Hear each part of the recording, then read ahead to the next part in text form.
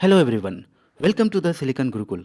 हमारा पहला टॉपिक है यूनिफॉर्म सिविल कोड, जिसे उत्तराखंड के लेजिस्लेटिव असेंबली ने 7 फरवरी 2024 के दिन पास किया था।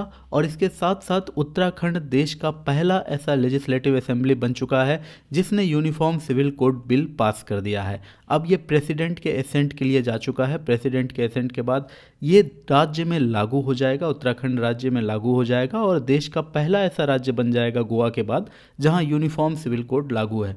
देखो, गोवा में जो यूनिफॉर्म सिविल कोड लागू है उसे पोर्टुगीज लोगों ने लागू किया था और उनके जाने के बाद भी वहाँ यूसीसी वैसे का वैसे लागू रह गया। तो वहाँ किसी लेजिस्लेटिव असेंबली ने इसे पास नहीं किया था और उत्तराखंड देश का पहला ऐसा राज्य बनने वाला है जिसने अपने राज्य में यूनिफॉर्म सिविल कोड लागू कर दिया।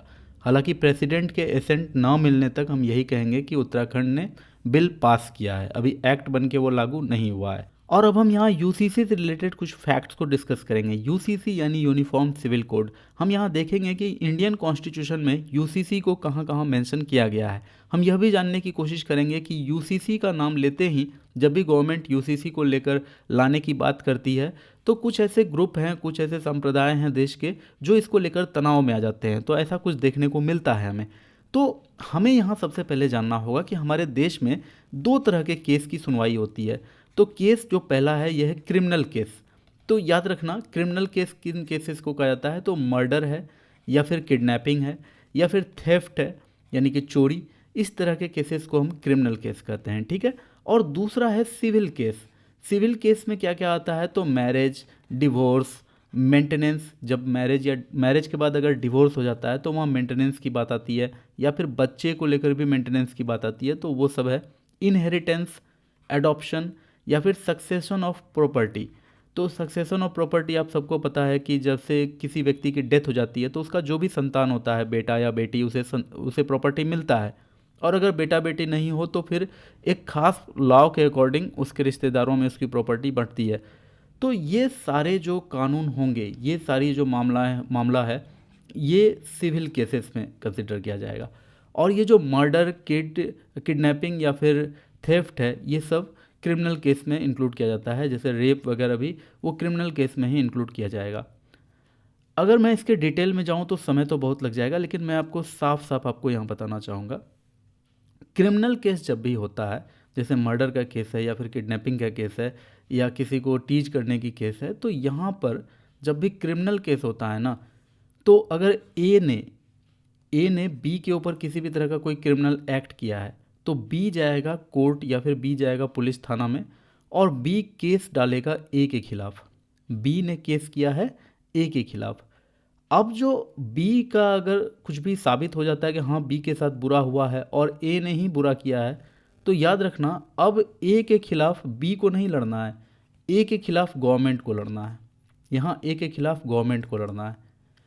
लेकिन सिविल केस में ऐसा नहीं होता है। सिविल केस में अगर ए और बी के बीच में कुछ मामला है, चाहे वो मैरिज को लेकर हो, डिवोर्स को लेकर हो या मेंटेनेंस को लेकर हो या फिर एडॉप्शन, इनहेरिटेंस या सक्सेशन ऑफ प्रॉपर्टी, कुछ भी मामला है ए और बी के बीच में, तो दोनों अपने अपने एडवोकेट यानी कि वकील लेकर आएंगे और दोनों के बीच में ये लड़ाई होगी। वो केस वहाँ पर कोर्ट में चलेगा। इवन ये दोनों चाहे तो एक दूसरे को माफ़ भी कर सकते हैं, एक दूसरे के साथ सुलह भी कर सकते हैं। लेकिन जब ए ने बी के साथ कुछ गलत कर दिया है और बी कोर्ट जा चुका है, कोर्ट में ये प्रूव होने को है कि लगभग प्रूव हो गया है कि ए ने ही गलती की है, तो फिर ए के खिलाफ जो भी कार्रवाई होगा वो गवर्नमेंट के खिलाफ ए को लड़ना होगा। यहाँ माफ़ी की तो कोई बात ही नहीं आती है क्योंकि बी यहाँ लड़ ही नहीं रहा है, वहाँ तो ए के खिलाफ गवर्नमेंट लड़ रहा होता है। जैसे ही ये पता चल जाता है, ये तय हो जाता है कि ए ने बी के साथ कुछ ऑफेंस किया, तो वहाँ बी नहीं लड़ रहा होता है ए के साथ, वहाँ गवर्नमेंट लड़ रहा होता है। इसे ऐसे समझेंगे हम कि कोई भी आरोपी अगर राह चलती किसी अकेली लड़की को छेड़ता है या फिर उसके साथ दुर्व्यवहार करने की कोशिश करता है, तो ये नहीं माना जाता है कि ए ने बी के साथ गलत किया। हमारा इंडियन जो कॉन्स्टिट्यूशन है, हमारा जो लॉ एंड ऑर्डर है, वो ये मान के चलता है कि ए ने पूरे सोसाइटी के साथ ऑफेंस किया है, तो पूरे सोसाइटी की तरफ से गवर्नमेंट यहाँ ए के खिलाफ केस लड़ती है। फ्यूचर में कभी अगर बी को लगे कि नहीं ए को माफ़ कर दिया जाना चाहिए, तो वो ऐसा नहीं कर सकता है क्योंकि ये जो ऑफेंस ए ने किया है, जो भी अपराध ए ने किया है, वो पूरे सोसाइटी के साथ उसने किया है और सोसाइटी की तरफ से गवर्नमेंट लड़ रहा है और माफ़ करने का भी अधिकार गवर्नमेंट को ही है। और आप सबको पता है कि हेड ऑफ द स्टेट कौन है? प्रेसिडेंट है। तो प्रेसिडेंट के ही पास पार्डन का पावर है या फिर रेमिशन का पावर है, जो भी क्षमा करने योग्य पावर है वो केवल प्रेसिडेंट के पास है, क्योंकि हमारे सोसाइटी का फर्स्ट पर्सन हमारा प्रेसिडेंट है। लेकिन वही सिविल केस में ऐसा नहीं होता है। सिविल केस में अगर ए और बी के बीच में कोई भी केस है, तो अगर बी चाहे कि नहीं मैं माफ़ कर देना चाहता हूँ या माफ़ कर देती हूँ, तो वो कर सकती है। अगर मान लीजिए मैरिज की बात है, डिवोर्स की बात है, वहाँ अगर दो पार्टी बाद में सुलह करना चाहें या फिर एक दूसरे को माफ़ करना चाहें, कर सकते हैं। क्योंकि यहाँ दो पार्टी के बीच का मामला होता है, तो वो जो चाहे कर सकते हैं। उनका राइट जहाँ तक बनता है वो अपने राइट को ले सकते हैं, छोड़ सकते हैं, वो उन पर डिपेंड करता है। आई होप कि आपको क्रिमिनल केस और सिविल केस में डिफरेंस समझ में आ गया होगा। तो आप सोच रहे होंगे कि मैंने तो आपको यूसीसी पढ़ाने की कोशिश की थी, तो मैंने आपको क्रिमिनल और सिविल क्यों बताया? तो आपको पता होना चाहिए कि भारत में किसी भी राज्य में किसी भी धर्म के लोगों के लिए क्रिमिनल लॉ सबके लिए बराबर है। क्रिमिनल लॉ में किसी भी तरह का कोई डिफरेंस नहीं है। बात करते हैं अगर सिविल केसेस की, तो सिविल केस में देखो मैरिज की बात आती है, डिवोर्स की बात आती है, maintenance, inheritance, adoption and succession of property, ये सारी बातें आती है। और आप सबको पता है कि मैरिज, डिवोर्स, मेंटेनेंस, ये सब कहीं ना कहीं रिलीजन पर बेस्ड होता है। और कुछ ऐसे रिलीजन हैं जहाँ पर मैरिज डिवोर्स को लेकर वो कुछ ज़्यादा ही कंजर्वेटिव हैं, वो ज़रा सा भी वहाँ कॉम्प्रोमाइज़ करने में नहीं यकीन रखते हैं। तो इसके लिए क्या है कि इन सारे केसेस के लिए, यानी कि सिविल मैटर्स के लिए, कुछ पर्सनल लॉज हैं। तो हिंदू पर्सनल लॉज जो हैं उसमें हिंदू, बौद्ध, सिख सारे लोग आ जाते हैं और वो हिंदू पर्सनल लॉ के अकॉर्डिंग चलते हैं। और मुस्लिम पर्सनल लॉ अलग से है, जिसमें मुस्लिम के लिए, मुस्लिम के इतने सारे जो मामले हैं, marriage, divorce, maintenance, inheritance, adoption, succession of property, इन सब के लिए मुस्लिम पर्सनल लॉ है। तो इस तरह से पर्सनल लॉ का कंसेप्ट है। क्योंकि सिविल मैटर्स में एक तरह का, एकदम बिल्कुल एक तरह का सुनवाई हर धर्म के लोगों के लिए नहीं किया जा सकता था जब हमारा देश आज़ाद हुआ था। तो उस समय के लिए तो अलग अलग धर्म के लिए अलग अलग पर्सनल लॉ बना दिया गया। लेकिन आर्टिकल 44 ऑफ द कॉन्स्टिट्यूशन में ये लिखा गया कि देश में एक समय स्टेट की ये जिम्मेदारी है, यानी कि सरकार की ये जिम्मेदारी है कि पूरे देश में एक यूनिफॉर्म सिविल कोड इस्टेब्लिश किया जाए for all citizens through out India, बिना किसी भेदभाव के। ऐसा हमारे कॉन्स्टिट्यूशन के आर्टिकल 44 में लिखा गया है। तो बात अब आती है कि यूनिफॉर्म सिविल कोड होता क्या है। तो इसे ऐसे ही समझ लो कि अभी जो भी सिविल मैटर्स हैं उसे अलग अलग धर्म के लोगों के लिए अलग अलग पर्सनल लॉ के अकॉर्डिंग सुनवाई की जाती है कोर्ट में। लेकिन अगर यूसीसी आ जाता है, यूनिफॉर्म सिविल कोड आ जाता है, तो देश के सभी सिटीजन के लिए, प्रत्येक सिटीजन के लिए एक ही कानून लागू होगा। चाहे वो हिंदू हो चाहे मुस्लिम हो, उसके लिए सेम कानून लागू होगा मैरिज को लेकर या फिर डिवोर्स को लेकर। और जैसे ही यूसीसी लाने की बात होती है तो आप देखेंगे कि जो मुस्लिम संप्रदाय है, मुस्लिम कम्युनिटी है, इसको लेकर थोड़ा तनाव में आ जाते हैं। क्यों आ जाते हैं तनाव में?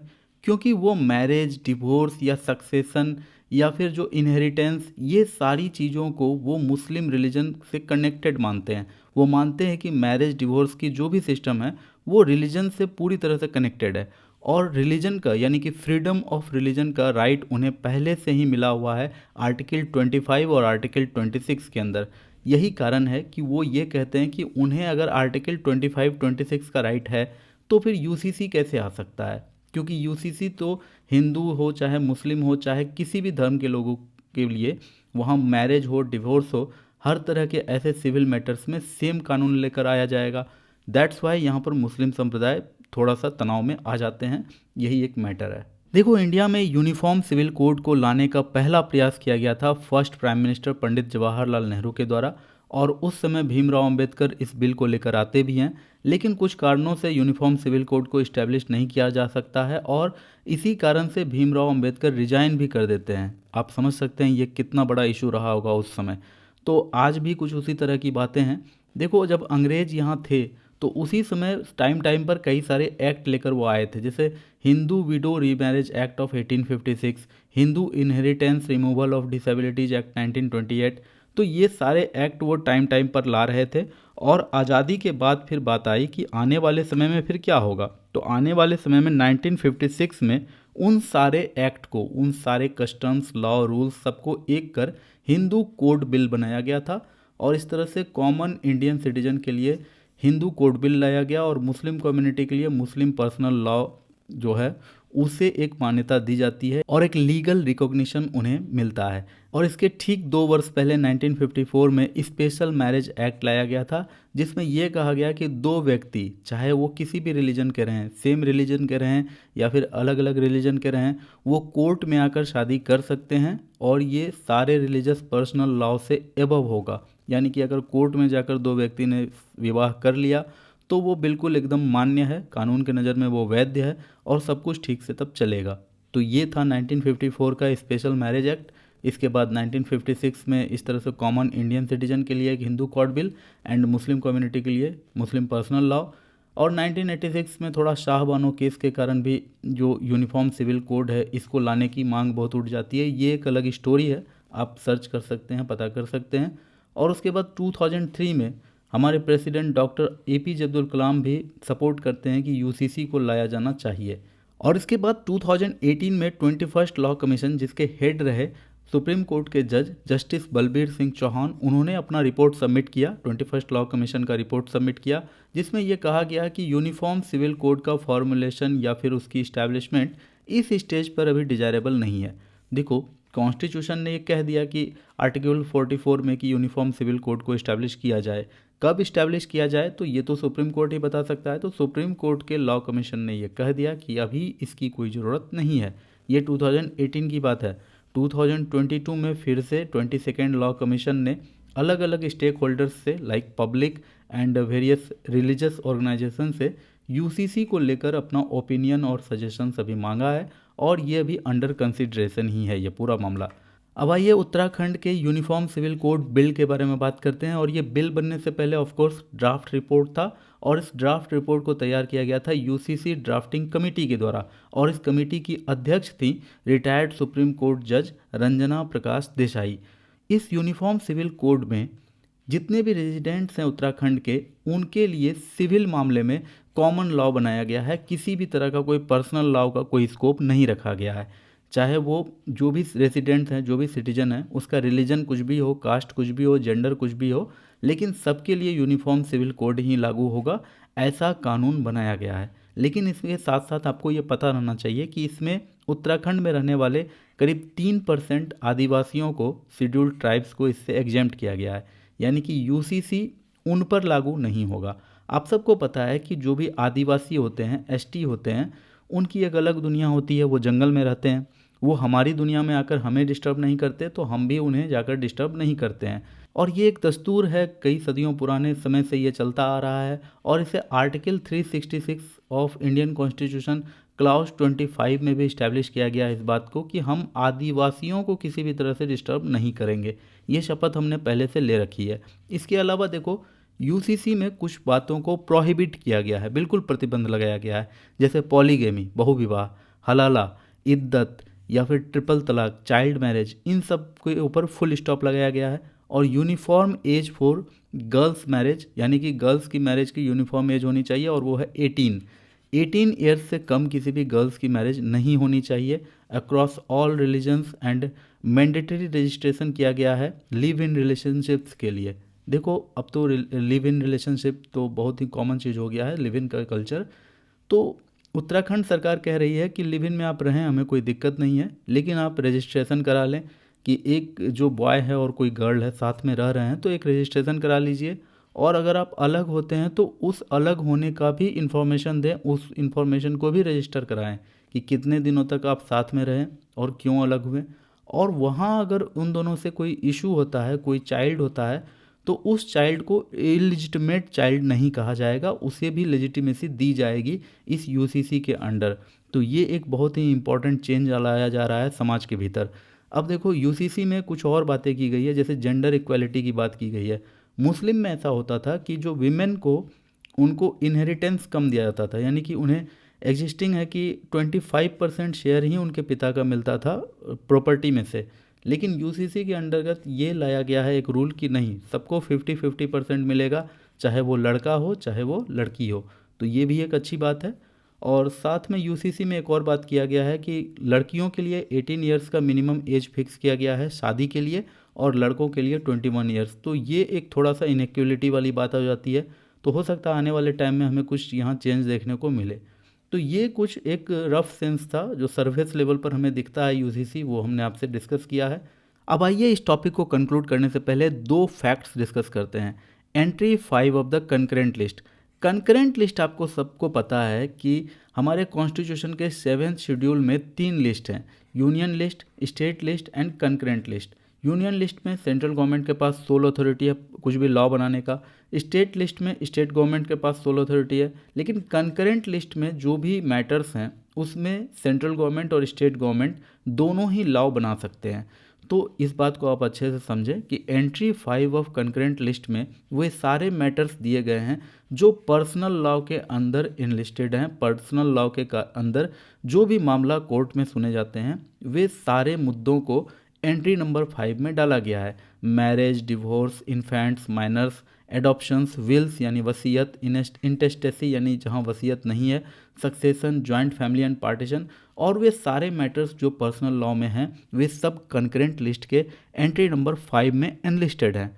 और article 162 of the Indian constitution ये कहता है कि स्टेट गवर्नमेंट को जिन मैटर्स पर कानून बनाने का अधिकार है, जिन मैटर्स पर स्टेट गवर्नमेंट के पास कानून बनाने का पावर है, उन मैटर्स पर स्टेट गवर्नमेंट का एग्जीक्यूटिव पावर भी है, यानी कि वो कानून बना भी सकता है और कानून को लागू कराने की भी शक्ति जो राज्य सरकार है उसके पास समाहित है।